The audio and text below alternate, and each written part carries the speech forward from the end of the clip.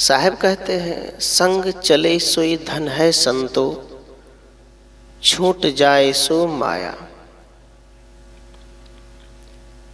करो तैयारी ऐसी धन की, आगे होए सहाया। साहब कहते हैं, तुम उस धन की कमाई करो, वो धन जमा करो जो तुम्हें आगे काम देगा, जो संग में जाएगा, जो साथ में जाएगा। ऐसी धन की तुम कमाई करो जो आगे सहारा बनेगा। अब ये धन कौन सा है? धन सब जमा करते हैं।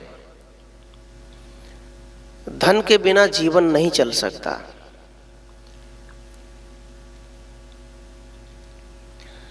धन वो चीज है, पानी वो चीज है, प्राकृतिक वो चीज है जो जीवन के लिए बहुत जरूरी है। जो लोग मेहनती होते हैं, जो देश मेहनती कर तरक्की करते हैं, जो हमेशा कुछ न कुछ तरक्की के लिए सोचते रहते हैं, वो आदमी सांसारिक जीवन को लेकर सुखी होता है। किंतु जो केवल ये कहते हैं जो होगा सो देखा जाएगा, देने वाला तो ऊपर वाला है, ऊपर वाला आएगा हमको धन देकर चला जाएगा, तो वो आदमी कभी सांसारिक जीवन में सुखी नहीं हो सकता। कुछ करो, करेंगे तो सुख मिलेगा। यदि हम किसी देवी देवता को भी हम प्रसाद देंगे तो हमें उसमें भी पैसा ही खर्च करना पड़ेगा, तभी हम कुछ खरीद पाएंगे। इसीलिए कबीर साहब कर्म सिद्धांतवादी हैं। संत रविदास कर्म के सिद्धांतवादी हैं। इसी प्रकार गुरु नानक देव, गौतम बुद्ध, महावीर स्वामी, ये सब कर्म के सिद्धांतवादी हैं। इन्होंने अपनी रचना में, अपनी धर्म ग्रंथ में, अपनी साहित्य में मानव समाज से कहा कि तू ज्यादा कर्म पर ध्यान दे। हाथ से कर्म कर, मन से कर्म कर, चिंतन से कर्म कर। कबीर साहब कहते हाथ से भी अच्छे कर्म कर, कमाई कर, मन से भी अच्छे चिंतन कर, तो दोनों कर्म पवित्र हो जाएंगे। धन कमाने की बात का मतलब है आत्म धन। आत्म धन एक विचार ये करना, जब आदमी का शरीर अंत होता है तो उसके कमाया हुआ धन उसके पास रहता है, फिर भी वो आंगन की चौखट लांग करके निकलना पड़ता है। तो यहीं से पता चलता है कि कबीर साहब कह रहे हैं कि संसार के जितने ही दौलत है वो हमारा नहीं है, वो संसार के हैं, बच्चों का है, दूसरे का है। अपना धर्म तो अपना भक्ति है, अपना सद्ज्ञान है, अपना सत्कर्म है, अपना गुरु का वचन है, अपनी शांति है, ये अपना धन है, आगे की खर्चा। लेकिन मनुष्य इसको कमाना भूल जाता है। वो इस धन की कमाई करता है जो कहा जाए कि अगर डॉक्टर जवाब दे दे तो वहां तक ये धन काम नहीं करता है। जब कह दे कि अब ये नहीं बचने वाला है तो कहता है कितना पैसा लगेगा उतना देंगे। कहा पैसा से क्या होगा, बचेगा ही नहीं। तो धन वहां तक भी फिर साथ छोड़ देता है। इसलिए मनुष्य जीवन में कभी न कभी एक बार भक्ति की कमाई करनी चाहिए। जमा करो कुछ ऐसी पूंजी जो नहीं होए पराया, पराया जो अपने से कभी न छूटे, जो कभी साथ न छोड़े, सब कुछ साथ छोड़ देगा। इस धन की कमाई कैसे किया जा सकता है? नहीं छूटे कोई चोर न लूटे, दिन दिन बढ़त सवाया। कहते वो धन जमा करो जिस धन की चोरी चोर नहीं कर पाएगा, ना कोई लूट पाएगा, ना कोई खर्च कर पाएगा। वो तुम्हारा धन है, अपना निजी धन है। देखे बीजक हाथ ले, पावे धन तई सोध, याते बीजक नाम भो, माया मन को बोध। सदग्रंथ देखने से एक धन की प्राप्ति होती है, और वो धन कोई चुरा नहीं सकता। वो अपना धन है, अपना खर्चा है। एक बार कबीर साहब राजस्थान की यात्रा में जा रहे थे। एक राजा था, उसके राज दरबार में कबीर साहब पहुंच गए। तो कबीर साहब ने आवाज लगाया, कोई है मुसाफिर खाना में, कोई है? तो राजा के मंत्री ने गुस्साया, कहा ऐ फकीर, तूने राजा के महल को मुसाफिर खाना कैसे बोल दिया? ये तो राजमहल है, इसमें राजा वास करते हैं, ये मुसाफिर खाना थोड़ी ना है। तो कबीर साहब ने कहा, एक बात बताओ, इस महल में राजा से पहले कौन रहता था? कहा राजा के पिताजी। कहा उसके पिता के पहले कौन रहता था? कहा उसके पिताजी। कहा उनके पिताजी के पहले? कहा उनके पिताजी। इस तरह से पूछते गया, वो बताते गया। मंत्री ने कहा कि आप ये सब बात क्यों पूछ रहे हैं? तो कबीर साहब ने कहा, मैं इसलिए पूछ रहा हूं, जहां एक आता है दूसरा चला जाता है, वही तो मुसाफिर खाना है। ये राजमहल है, लेकिन इस राजमहल से ना जाने कितने लोग चले गए। अभी राजा है, पहले उसका बाप था, अभी उसका बेटा है, उससे पहले कोई उसका पिता था। ये प्लेटफॉर्म है, एक यात्री रेल पर चढ़ता है, एक आदमी उतर जाता है। एक दुनिया में जन्म लेता है, एक मर जाता है। इसको बोलते हैं मुसाफिर खाना। ये बात राजा साहब सुन रहे थे अपने कक्ष में। राजा साहब ने दौड़कर आए, कहा वो फकीर को बुलाया। राजा ने कहा, आपने जो बातें कही वो बात सुनकर मुझे अच्छा लगा कि सच में इस महल से कितने लोग विदाई हो गए। वास्तविक में आप मुझे ज्ञान दे सकते हैं? कहा हाँ, बिल्कुल ज्ञान दे सकता हूं। एक रात विश्राम किए, सुबह में कबीर साहब वहां से चल दिए। उसके पीछे पीछे राजा भी चल दिया।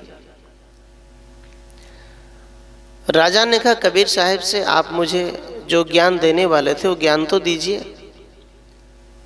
कबीर साहब ने कहा चलो मैं रास्ते में वो ज्ञान दूंगा। जाते जाते जाते काफी दूर हो गया।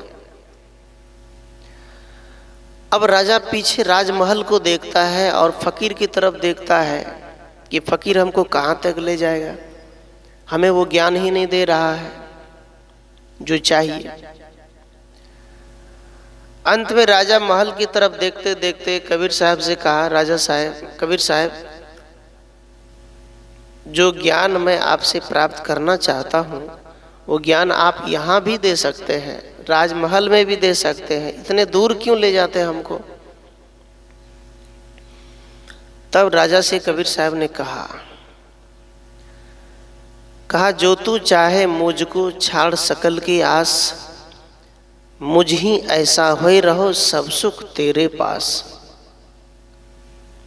राजा ने कहा, इसका मतलब जो तू चाहे मुझको छाड़ सकल की आस। कबीर साहब ने कहा, यदि तू मुझे चाहता है,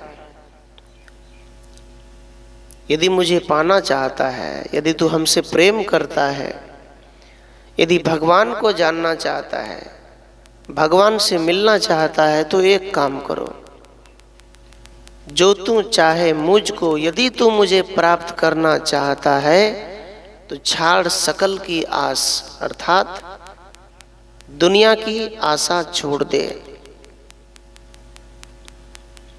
मुझ ही ऐसा होए रहो।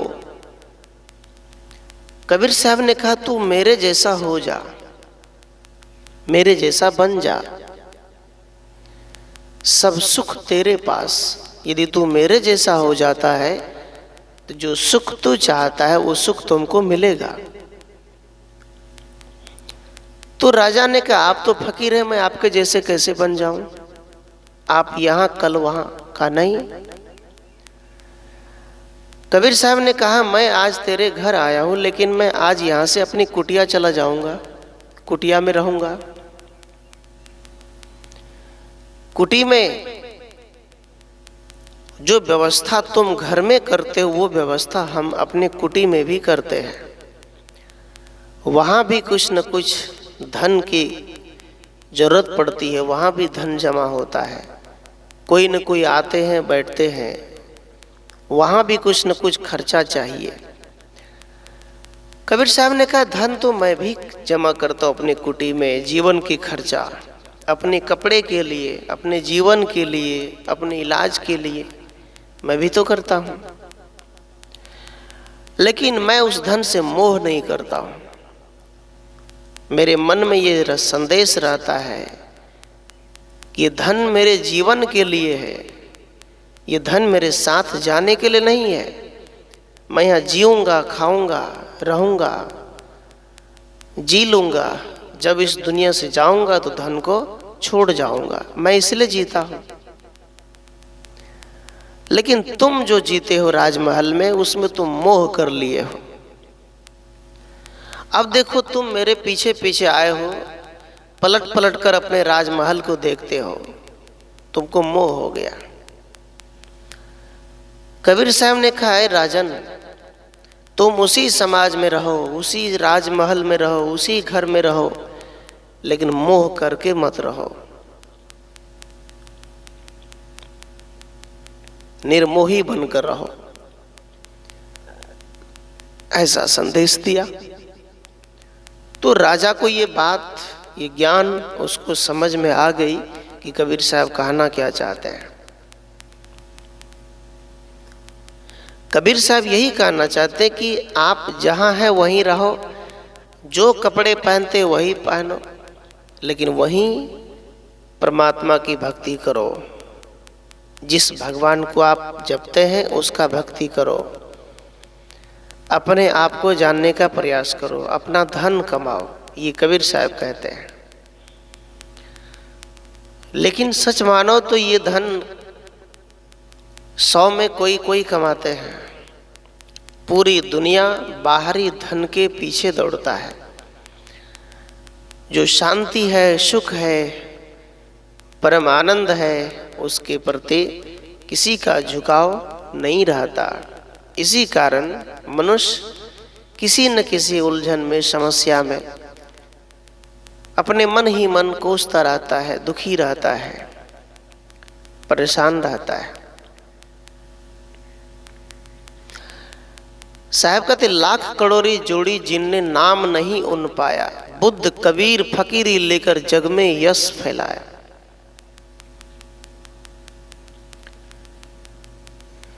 साहब कहते हैं लाख करोड़ धन जमा किया जिसने, उसने नाम नहीं पाया। अब कहा जाता है सोने की लंका रावण की, याद रखना, उसमें हनुमान ने आग लगा दी। लेकिन विचार ये करना है, जिस धर्म शास्त्र में ये बात लिखी गई है बिल्कुल गलत है।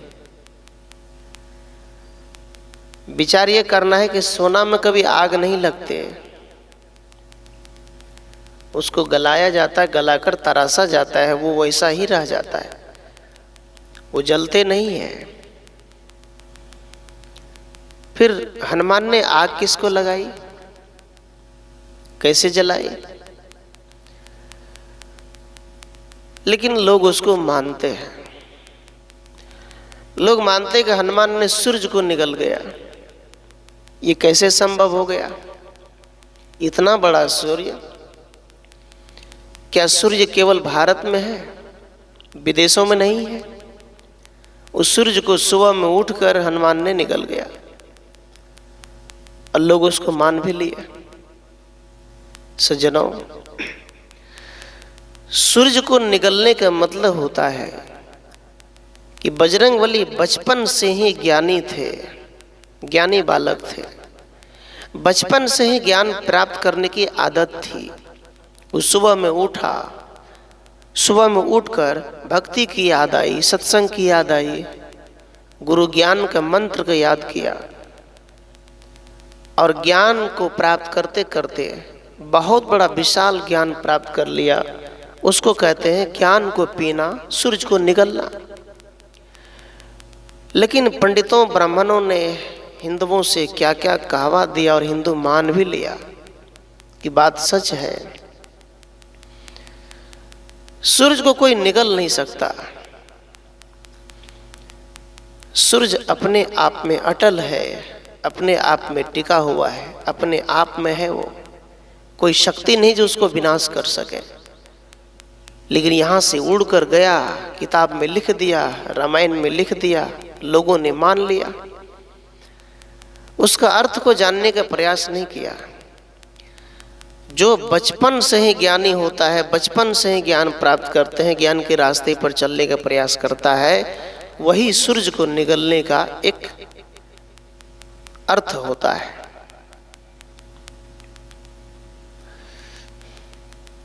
सज्जनों, इसलिए कहा जिन्होंने धन जमा किया उसका नाम दुनिया से मिट गया, और जिन्होंने यश जमा किया जहीं पकड़े सोई छूट जाता है, फिर काहे भरमाया।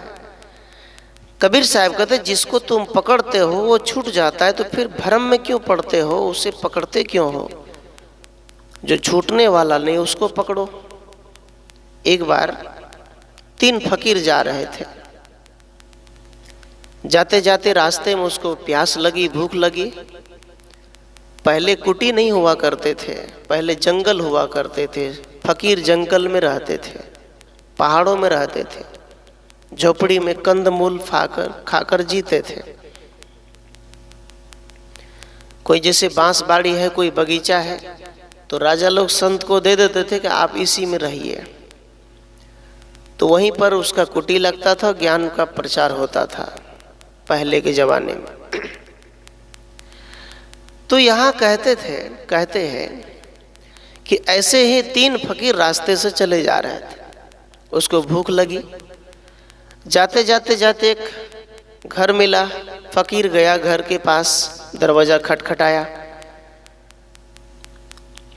एक व्यक्ति आया, फकीर को देखा, कहा क्या बात है? कहा हम तीनों को भूख लगी है, क्या आप भोजन कराएंगे? कहा अवश्य कराएंगे भोजन। आप लोगों का नाम क्या है? फकीर ने कहा एक का नाम है धन, एक का नाम है प्रेम, एक का नाम है प्रतिष्ठा। अब विचार ये करना है कि इन तीनों में से कोई एक को आप भोजन कराइए। कोई आपके घर एक ही कोई व्यक्ति जाएगा, या तो धन को कराइए, या तो प्रेम को कराइए, या फिर प्रतिष्ठा को कराइए। 3 नाम है, धन, प्रेम, प्रतिष्ठा। आप किस फकीर को भोजन कराना चाहते हैं? फकीर एक का नाम है धन, एक का नाम प्रेम, एक का नाम प्रतिष्ठा, 3 है। वो आदमी घर गया, अपने पत्नी अपने बेटे से कहा, देखो 3 फकीर आया है, वो भोजन करना चाहता है, किसको खाना खिलाओगे? कहा तीनों को करा दो। कहा नहीं नहीं नहीं, वहाँ एक शर्त है, एक का नाम धन है, एक का नाम प्रेम है, एक का नाम प्रतिष्ठा है, किसको खिलाओगे? तो उसके बेटे ने कहा कि पिताजी घर में धन की कमी है, तो हम चाहते कि जिसका नाम धन है उसको भोजन कराइए, तो धन बढ़ेगा। तो पत्नी ने कहा नहीं नहीं, जिसका नाम प्रतिष्ठा है उसको बुलाइए, तो हम यदि उसको खिलाएंगे तो हमारे प्रतिष्ठा बढ़ेगा, इज्जत बढ़ेगा। छत पे उसकी एक बहू सुन रही थी, वो दौड़कर आई, कहा माँ जी मैंने आप सबकी बातें सुन ली है, आप लोग धन को भोजन कराना चाहते हैं, प्रतिष्ठा को भोजन कराना चाहते हैं, लेकिन मेरी भी एक बात मान लीजिए। कहा क्या? कहा मेरा ये कहना है कि 3 फकीर है और तीनों में एक का नाम प्रेम है, जिसका नाम प्रेम है उसको हम भोजन कराना चाहते हैं, उसको अंदर ले आइए, अब बाकी को बाहर करिए। वो आदमी गया, कहा जिसका नाम प्रेम है वो आ जाए, वो भोजन करे, 2 बाहर रहे। प्रेम को कहा, प्रेम जब अंदर आया तो प्रेम के पीछे पीछे धन और प्रतिष्ठा भी आने लग गया। तो उस आदमी ने कहा कि रुकिए रुकिए, अभी तो आप कह रहे थे कि किसी एक को भोजन कराइए, तो हम प्रेम को भोजन करा रहे हैं, तो धन और प्रतिष्ठा क्यों आ रहे हैं? आप दोनों बाहर रहिए। तो जो प्रेम नाम का फकीर था उसने कहा कि आपके घर में कोई ऐसे व्यक्ति हैं जो आपको सलाह दिया है, लेकिन बहुत अच्छी सलाह दिया। प्रेम ने कहा यदि आप धन को बुलाते, धन को भोजन कराते तो मैं नहीं आता, ये प्रेम और प्रतिष्ठा दोनों रुक जाते। यदि आप प्रतिष्ठा को भोजन कराते तो प्रेम और धन दोनों रुक जाते, वो नहीं जाते आपके घर में।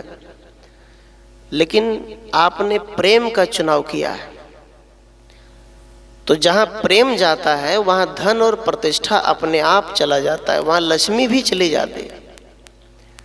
आपने प्रेम को भोजन कराया, तो जहाँ प्रेम का वास होता है वहाँ लक्ष्मी, धन, प्रतिष्ठा, एक से एक चीज घर में भर जाता है, धन दौलत से भर जाता है।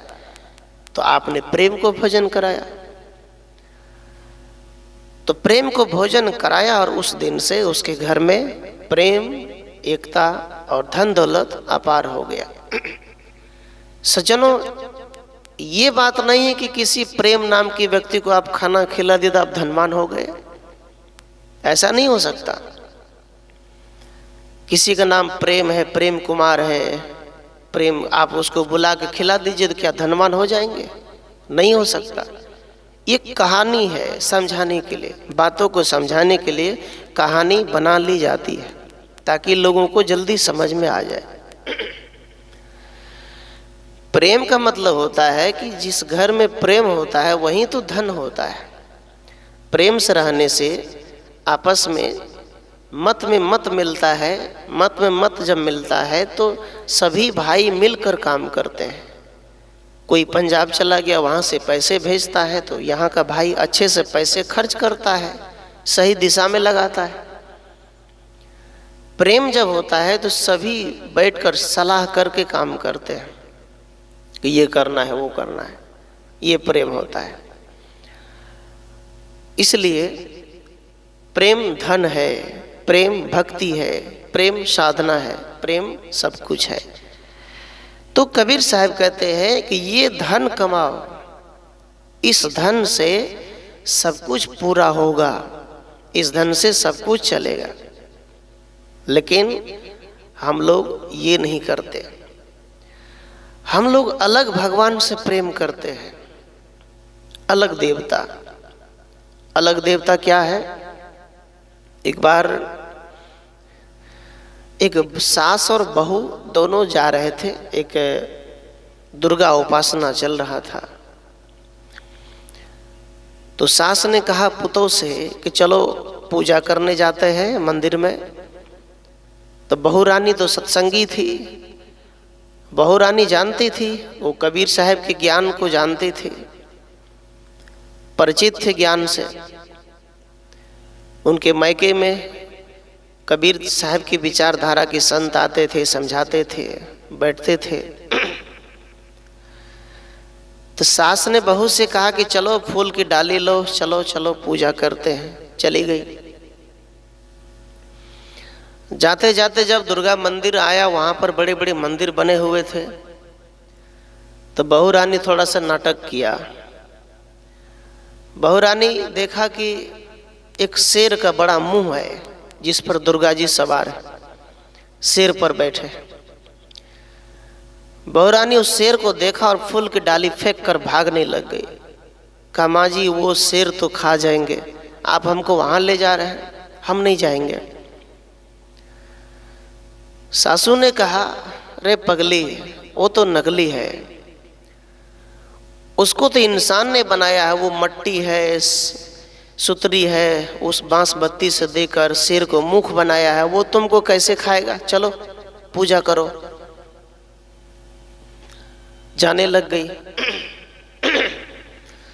जाते जाते कुछ देर आगे गए तो वहां देखते हैं कि दुर्गा जी हाथ में एक त्रिशूल लेकर एक महिषासुर को छाती में मार रहे हैं। तो बहू ने उसको भी देखा और वहां से भागने लग गई। कामा जी वो तलवार देख रहे हैं, त्रिशूल, वो जब उसको मार सकता तो हमको भी मार देगा ना, हम नहीं जाएंगे। सास ने कहा अरे तुम्हारे कुल खानदान में कभी पूजा पाठ कोई होता है कि नहीं? इतना डरती हो, वो नकली है, चलो। तुम्हारे माँ बाप ने क्या सिखाया है? तुम भगवान से भी डरती हो। तो उसको समझा बुझा के बहू को, पुतों को आगे ले गई। जाते जाते वहां एक काली जी का तस्वीर मिल गया। अब काली जी निकाल के तलवार लेके खड़ी है और बहू रानी फिर से वहां से भागने लग गई। कहा माँ जी अब तो मेरा देह थर थर कांप रहा, हम आगे नहीं जा पाएंगे, इतना खूंखार बड़े बड़े तलवार लेकर बैठे हैं। तो सासू ने कहा ये सब नकली है, तुम डरो मत, चलो चलो वहां प्रसाद चढ़ाएंगे, देखना तो वो कुछ नहीं करेगा, माँ वो प्रसाद जो चढ़ाएंगे माछी भी नहीं उड़ाएगा वो, चलो। कहा अच्छा ऐसी बात है, नकली है। तो बहू ने कहा कि असली कौन है फिर? कि असली तो हम लोग हैं, जो हम लोग जाते हैं, चढ़ाते हैं, खाते हैं, वहां से आते हैं। तो बहू ने क्या किया, वहीं पर वो लोटा का जल लिया, फूल लिया, प्रसाद लिया और सासू के चरण में चढ़ा दिया और वहां अगरबत्ती जला दिया और कहा तमेव माता च पिता तमेव, तमेव बंधु च सखा तमेव, तमेव विद्या द्रविणं तमेव, तमेव शर्मम देव देव। अहम ब्रह्मास्मि तमम ब्रह्मास्मि इदम ब्रह्मास्मि उदरम ब्रह्मास्मि। ऋषि कहते हैं अहम ब्रह्मास्मि। जो मनुष्य पूजा करने जाते हैं उस मनुष्य के अंदर भी ब्रह्म का वास है। जिसको वो प्रसाद देते हैं उसमें भी ब्रह्म की वास है। बहू ने कहा तुम ब्रह्मास्मि, कहा आप भी ब्रह्म है, अहम ब्रह्मास्मि, हम भी ब्रह्म है। बहू ने कहा कि हम असली, आप असली, इसलिए बहू ने सासू की से कर लिया और वहां से चल दिया। अब बेचारी बहू भी वहां क्या करे, वहां भी वो भी घर चल दिया। सज्जनों ये कहने की बात है, ये कहानी है, वास्तव में मानो तो सच्ची कहानी है, वास्तविक है। अब ये हथियार क्यों है, तलवारें क्यों है, देवी देवताओं के हाथ में तलवार क्यों है? पहले के जमाने में बेटियों को भी तलवार रखने दिए जाते थे हाथों में। राजा लोग युद्ध करते थे तो रानी लोग जोहर एक बार किए थे, जब मुगलों ने भारत पर आक्रमण किया था, जब राजस्थान में चित्तौड़गढ़ में हल्दी घाटी का युद्ध हुआ था, तो वहाँ पर रानी जोहर करने जा रही थी, रानी पद्मावती।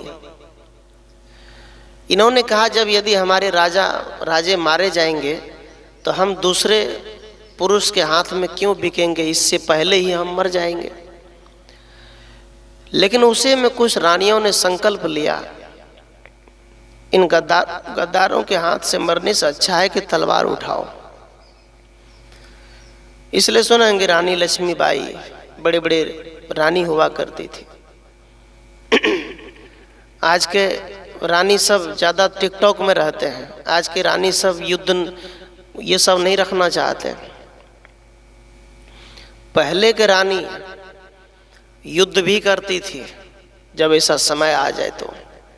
इसलिए सभी बेटियों को, सभी घरों में सबको ये ज्ञान भी होना चाहिए कि हमारे साहित्य, हमारे देवी देवताओं का हाथ में अगर ये है तो आपके यदि कोई संकट आ जाए तो आपके पास भी ये होना चाहिए। ये संदेश देता है। इसलिए सज्जनों, ये पूजा पाठ एक औपचारिकता है, माध्यम है, ये भीतर की बुराई को मारने के लिए है, किंतु उल्टा होते जा रहा है। तो हम असली की पहचान करें, नकली को छोड़ें, है ना। सिया राम मैं सब जग जानी, करूं प्रणाम जोरी जुग पानी। कहते हैं पूरे संसार को राम के रूप में देखता हूं।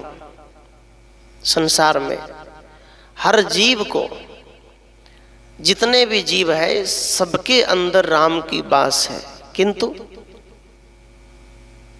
भक्ति केवल मनुष्य कर सकता है। मननात् मनुष्य, मनन करने के कारण से मनुष्य को मनुष्य कहा जाता है। मनुष्य में सोचन शक्ति ज्यादा है, मनुष्य अच्छा बुरा का पहचान करता है, इसलिए मनुष्य को मनुष्य कहा गया। ये मनुष्य को ये पता है कि दर्द मुझे होता है, दूसरे को भी दर्द होता है, इसलिए मनुष्य कहा गया। जिस मनुष्य को ये पता नहीं है, अपनी पेट भरने के लिए दूसरे जीवों को मारो, तो वो स्वार्थी है, वो स्वार्थी है। उसको ये कहते अरे भगवान ने बनाया तो हम खा रहे हैं, अल्लाह ने बनाया तो हम खा रहे हैं। अल्लाह ने तुमको बनाया, भगवान ने तुमको बनाया, तो उसको भी तो बनाया है, उसके में भी तो जीवन दिया है। नहीं, ये स्वार्थी मनुष्य अपने अपने स्वाद के लिए, अपने अपने जीव के लिए एक बहाना खोज लेता है, किसी पर्व के नाम पे, किसी भंडारे के नाम पे, कोई ईद के नाम पे, कोई कुछ के नाम पे, ये चलता रहता है। सज्जनों, मनुष्य जैसा भोजन करेगा वैसा उसका वाणी भी मन भी होगा।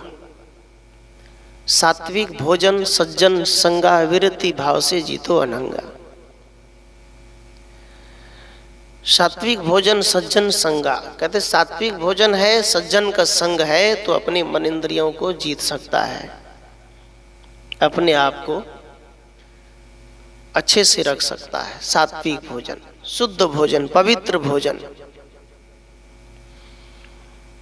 खून वाला भोजन हो जाए तो आप उसे क्या पसंद करेंगे?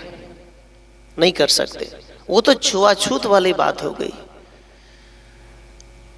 इसलिए मनुष्य है तो मनुष्य जैसा भोजन और मनुष्य जैसा कर्म होना चाहिए। तो आगे साहब कहते महादेव महावीर महादेव मोहम्मद को दुनिया ने गाया। नाम देव रे दास अनेकन संतन ने फरमाया। महावीर स्वामी महादेव मोहम्मद साहेब ये दुनिया ने गाकर समझाया। मोहम्मद साहेब ये भी मोहम्मद साहेब ये भी इनका भी ग्रंथ बहुत लाजवाब है, लेकिन पढ़ने वाला कोई भी यदि सदग्रंथ को पढ़े, हिंदू अपने साहित्य को यदि अच्छे से पढ़ लेगा तो वास्तव में वो समझ जाएगा कि मेरा धर्म क्या है। यदि मुसलमान अपने साहित्य को सही से पढ़ लेगा तो समझ जाएगा कि मेरा धर्म क्या है। लेकिन नहीं, किताब को बंद करके रख दिया, उसके विपरीत गलत दिशा में, उनके विपरीत समाज में दूसरे ज्ञान की प्रचार कर रहा है। यहाँ कहते हैं कि महावीर स्वामी महादेव मोहम्मद साहब जो मुसलमानों में आता है, कबीर रैदास, ये सभी संतों ने एक मानवतावादी सिद्धांत का उद्घोष किया। मानव को मानव समझो, मनुष्य को मनुष्य समझो। धर्म तूने नहीं बनाया है। तू जन्म लिया था तो क्या तुम्हारा ये दाढ़ी चोटी कट के आया था क्या? जन्म लिया था तो क्या तुम्हारा खतना होकर आया था क्या? नहीं, तुमने यहाँ पर आकर विस्तारवाद किया। यहाँ पर आकर तूने मनुष्य के साथ मनुष्य के भेदभाव किया। इसलिए कहते हैं चाहे जिस भी जाति का लोग है, उस सभी जाति के लोग एक मनुष्य हैं। यदि उसका कर्म बुरे है, खान पान बुरे हैं तो वो अछूत है। यदि वो पवित्र कर्म है तो अच्छे हैं। रैदास, जूते बुनने वाले संत रैदास, चमार कुल में जन्मे संत रैदास, उन्होंने भी ये ज्ञान फरमाया कि तुम उस धन की कमाई करो जो तुम्हारे साथ जाने वाला है। प्रेम, एकता, संपन्नता, भक्ति, सद्ज्ञान, उस धन को ले चलो। मरोगे तो तुम्हारी मुट्ठी बंद हो जाएगा, ऐसे हाथ सिकुड़ जाएगा, दोनों हाथ सिमट के छाती के पास आ जाएगा। कई तरह से जब लोग का प्राण छूटता है तो जिसका आंख खुला रहता है उसके प्राण आंख से निकला है, आंख के द्वारा। जिसका मुख खुला रहता है उसका मुख के द्वारा। याद रखना। तो ये मुट्ठी जब बंद जाएगी तो उसको जब उस समय लोग मुट्ठी को खोलते भी हैं तो वो फिर अपने आप बंद हो जाता है। देखना, मरे हुए आदमी का मुट्ठी खोल कर देखो, वो अपने आप फिर बंद हो जाएगा। ये प्रतीक है। मुट्ठी बंद होने का मतलब है कि तूने अपने मुट्ठी में अपने शुभ अशुभ कर्म को लेकर जा रहा है दुनिया से। जो किया है वो लेकर जा रहा है। शाह सिकंदर चक्रवर्ती राजाओं ने नहीं पाया, हम जोड़े सोई चंद्र रतन धन, भीतर वही समाया। सिकंदर कहा जाता है जब सिकंदर भारत पर आक्रमण करने आए थे तो उसकी मां ने कहा था सिकंदर से कि बेटा भारत जा रहे हो, वहां फकीरों की धरती है, किसान की धरती है, संतों की धरती है, जाओ वहां से कुछ दो ज्ञान की बातें लेकर आना, या तो एक संत को साथ ले आना। सिकंदर वहां से निकला। कहते जो जीता वही सिकंदर, इतिहास ही पलट दिया। वास्तव में भारत से सिकंदर हार कर गया था। चंद्रगुप्त मौर्य और महाराजा पौरस, जो पौरव राष्ट्र जो पंजाब में पड़ता है, चंद्रगुप्त मौर्य, जिसको हम आज पटना बोलते हैं, जिसको हम नालंदा बोलते हैं। भारत की राजधानी पहले पटना हुआ करते थे। नालंदा विश्वविद्यालय, विदेशों से लोग आकर पढ़ते थे। लेकिन कुछ आक्रमणों ने, खिलजियों ने उनको नष्ट कर दिया। तो यहाँ जब सिकंदर भारत आए तो एक फकीर रास्ते में पैर पसार कर सो रहे थे। तो सिकंदर ने फकीर से कहा कि चलो रास्ता छोड़ो, मुझे जाना है, नहीं तो गर्दन तुम्हारी अलग हो जाएगी। कहा ठीक है। फकीर ने रास्ता नहीं छोड़ा, बहुत समझाया। फिर सिकंदर को फकीर के पास आना पड़ा। कहा तुम कौन हो? कहा मैं फकीर हूं। कहा तुम रास्ता क्यों नहीं छोड़ते? कहा मैं बादशाह हूं, मैं सूरवीर हूं।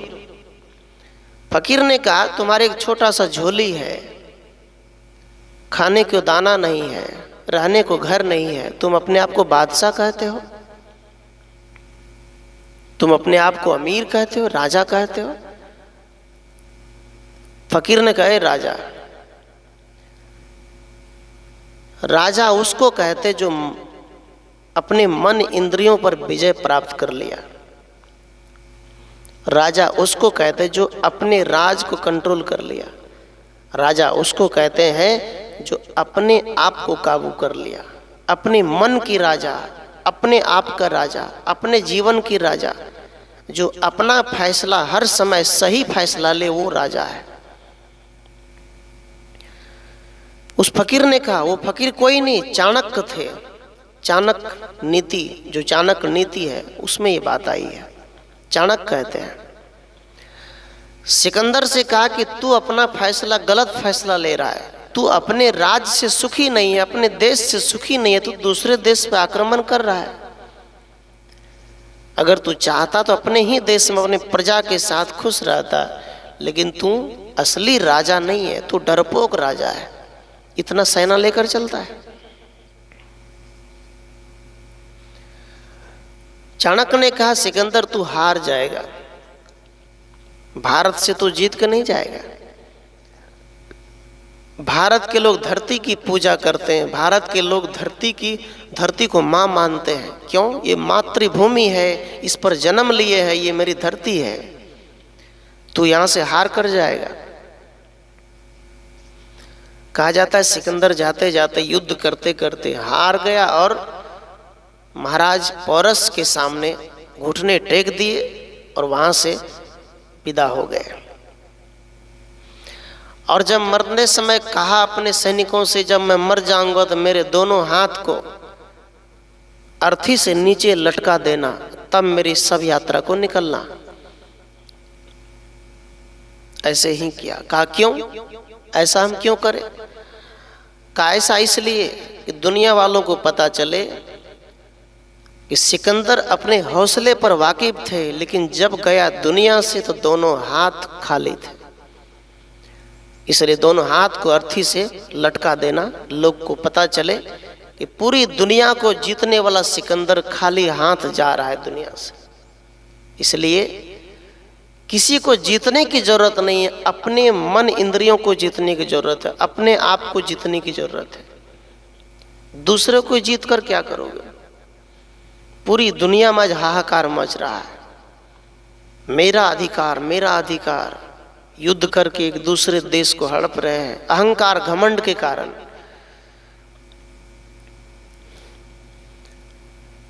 लेकिन वास्तविक यही है, युद्ध अपने आप से करो, अपने भीतर की रावण को मारो। वो विदेश की रावण को मारने से, उनके पुतला को जलाने से क्या मिलेगा? हर साल राम बना लेते हैं, हर साल लक्ष्मण बना लेते हैं, तीर धनुष बना लेते हैं और नकली पुतला को, रावण को मारते रहते हैं। वो कपड़े जला दिए, बम जला दिए, फटाके जला दिए, तो उसमें क्या रावण मर गया? तुम्हारे भीतर की रावण, चुगली, क्रोध, छल, कपट, ईर्ष्या, जलन जो रावण बैठा है, इस रावण को मारने की जरूरत है। जब ये रावण मरेगा तो अपने घर अयोध्या में शांति रहेगी। अपना घर वही अयोध्या है, जहां संत था तीरथ बासु, जहां राम था अवध निवासु। कोई बाहर तीर्थ नहीं है, तीर्थ घर में है। जहाँ राम ता अवध निवासु, जहाँ राम जैसा पुत्र है वही अयोध्या है, वही अवध है, वही काशी बनारस, वो घर ही सब तीर्थों का राजा है। ये तो करते नहीं, ये ब्राह्मण नहीं बताएगा आपको, ये रामायण की ही बात है, ये नहीं बताएगा। वो कहेगा भगवान कितने रूप में अवतार लिया, वहां ये करो तुमको भगवान ये देगा। अरे कोई भगवान नहीं देगा, समझ लो। तुम मुख से कितने भी रट लगाते जो भगवान भगवान अल्लाह अल्लाह, तुमको रोटी तो किसान ही देगा, पेट तुम्हारी दुनिया से लोग से ही भरेगा, समय पर डॉक्टर ही तुम्हारा साथ देगा, वैद्य साथ देगा, जड़ी बूटी ही तुम्हारा काम देगा। 7 दिन 8 दिन मोबाइल छोड़ दो, देखो क्या बीत रहा है। कहीं रोड पे जाम लग जाए, देखो क्या बीत रहा है। जो जीवन में जरूरी है उसको आप समझो। भगवान भीतर है, आत्मा, अपने आप को शुद्ध करो। ये हुई असली देवता और भगवान की पूजा। तो कुछ देर निवेदन किया, संग चले सोई धन है, संतो छूट जाए सो माया। जो संग में जाएगा, मरने के बाद जो अच्छा बुरा कर्म आपके साथ जाएगा उसकी कमाई करो, जो छूट जाएगा वो माया है, उसको छोड़ो और ईमानदारी पूर्वक अपने आप को दुनिया से ले चलो। बोलो सद्गुरुदेव भगवान की।